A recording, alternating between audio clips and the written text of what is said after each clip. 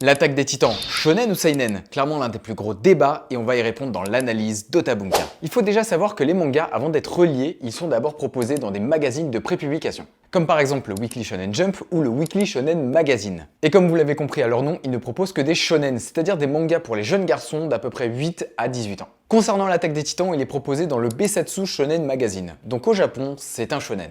Et vu le nombre d'adolescents de 10 à 16 ans qui ont kiffé la série, ça ne me choque pas du tout. D'ailleurs, dites-moi quand est-ce que vous avez commencé la série, ça m'intéresse. Concernant la France, au vu de la violence et de la complexité de l'histoire, les éditions Pika ont décidé de changer son genre et de le passer en seinen. Cela permet de mettre en garde les futurs lecteurs de la série qui voudraient se lancer dans l'aventure. Ce n'est d'ailleurs pas le premier à bénéficier de ce changement. Nous avons par exemple Death Note, publié dans le Weekly Shonen Jump au Japon, mais publié en France dans la section Dark de Kana, qui est une catégorie pour public averti. En conclusion, l'attaque des titans est une œuvre qui peut totalement être consommée par des adolescents, donc shonen, mais qui reste tout de même trop violent pour certains jeunes lecteurs.